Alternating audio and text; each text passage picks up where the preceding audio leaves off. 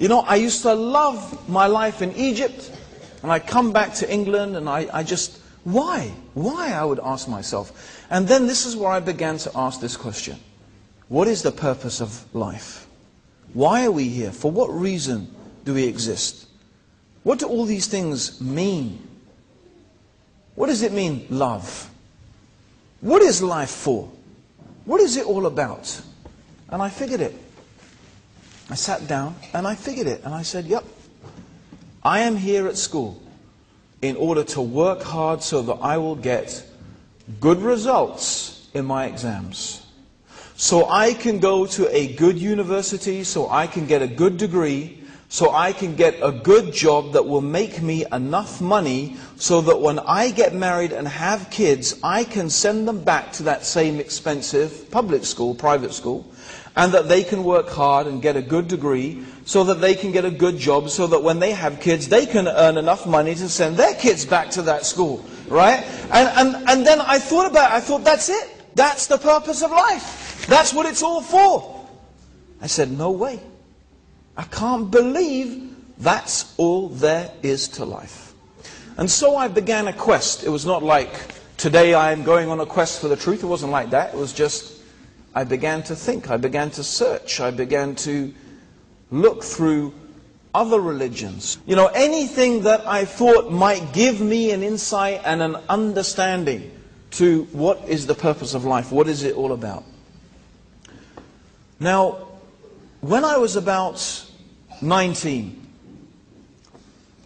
something happened, something very important happened, and that was in the 10 years that I spent and my holidays in Egypt, only one person ever really had a decent conversation with me about Islam. Now, I had many questions about Catholicism, but when it came to anyone challenging me, okay, or questioning me, I would vigorously defend. I would become a defender of the faith. You know, even though I didn't actually believe in it, but, you know, I suddenly became a defender of it. It was a strange paradox, okay? I had many questions in my mind, but, you know, especially when it's this Egyptian. I mean, after all, what does he know? I'm English. We used to rule these chaps not a few years ago. You know, after this conversation's been going on for about 40 minutes, he asks me a few simple questions, and they've stuck in my head until this day. He said, so you believe that Jesus is God? I said, yes. And he said, and you believe Jesus died on the cross? I said, yes. He said, so you believe God died? And when he said that, you know what? It was, if Mike Tyson had come and smacked me in the face with a fist, right? It wouldn't have had, I mean, I was absolutely flabbergasted. Because I suddenly realized the irrationality and the just, I have to say it, the foolishness of what I was believing. And inside myself, I said, of course I don't believe that God died. You can't kill God. And I realized that all these years I had been taught something. I had been indoctrinated with something. I had been taught this thing, and I always felt uncomfortable with it. But you know, it just took someone to spell it out for me in clear, simple terms. Look, if you believe this and you believe this, then you must believe that. And I realized that, no, I didn't believe that. But you know what? I wasn't going to admit that to him. I wasn't going to admit. I said, that's been very interesting, and I've got to go up to my cabin now, okay? Bye! You know, I didn't want to think about it, and I went up and started smoking and having a coffee and writing and doing anything to think about except what the guy had been telling me. But, you know, it had its effect. It really had its effect. You know, because after that stage, and this is something, like I said, I'd always been uncomfortable with. But that was a big changing point in my life. You could say it was an epiphany. No one, if you're on a spiritual journey, a quest for truth, you wouldn't have thought of, dreamed of looking at Islam. And I didn't. I looked at everything. So I reached this stage when I was basically at this stage a hippie. Okay? So I was about now 20 years old, 19, 20 years old. I was a hippie. I had, by this stage, invented my own religion. Okay? This religion was bits and pieces of all the religions that I had studied, and I took them all together and I made my own religion. Okay? And so therefore I started to develop this philosophy of my own religion, but it didn't take me long to figure that this was the worst bunch of rubbish that I'd ever come across. Right?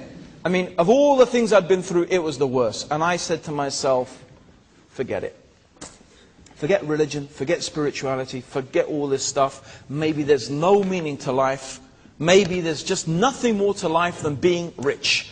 Maybe my problem is that I didn't have enough money. Now, to show you what I'm thinking of in terms of the money I thought I would need to make me happy, I'm thinking here yachts and private jets.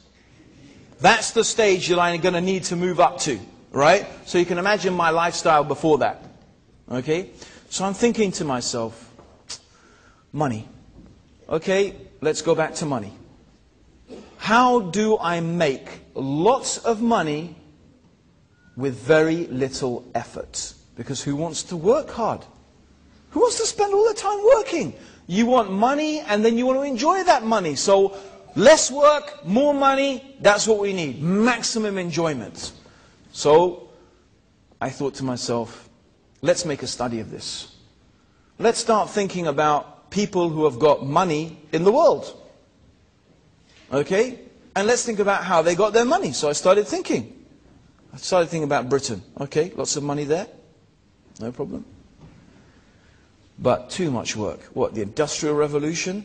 Oh, no way, you know. All those satanic mills and those dark mills and all that industrial, no, forget that. America, you know, the American dream. What is the American dream? You're in the gutter and you struggle, and it's the rat race, and you make it, and you're the self-made millionaire. I said, that is definitely too much hard work. The Japanese, they've got lots of money, but all they do is work. That's all they ever do. And in those days, they were well known, the Japanese, for being workaholics. And then it came to me. Those Saudi Arabians. They've been sitting on their camels, going, Allahu Akbar, and they've got all this money. That's the one. That's it. Let me look at that. That's interesting. No effort, maximum money. There's got to be something there. So I said to myself, okay, let me think about it. Of course. Okay, what's their religion, their book? Yeah, the Quran. Right, let me have a look at this Quran. There's got to be something interesting there. And that is really what motivated me to go down to the bookshop, and I took a translation of the Quran. And you know what? I really believe it had to be like that way, because I was really just approaching the Quran out of curiosity, to see what it had to say. I was coming with an open mind. You know, I was not looking for truths, I was not looking for what, I was just curious to see what did this book have to say. Was there something there? That's all. Otherwise, I don't think I ever would have looked at it. Okay? So I took it down and began reading the Quran. Now, I'm a pretty fast reader. And I remember very clearly, I was in a train, I was going from where I was living across the River Thames, okay, to Victoria train station. I remember very distinctly, I was sitting in the train, reading, I was sitting next to the window, reading this translation of the Quran. I looked out of the window, I looked back and I said to myself, if I have ever read a book that is from God, this is it. And that really, I could say, was the moment that I realized and I believed that the Quran was from God. And it was always my habit. You know, I didn't just read about things, I tried to practice them. You know, you can read and read and read, but, you know, like they say, you can look at the orange all day long. It looks nice, it's pretty, it's orange, it smells nice, but, you know, how does it taste? You have to taste it, right?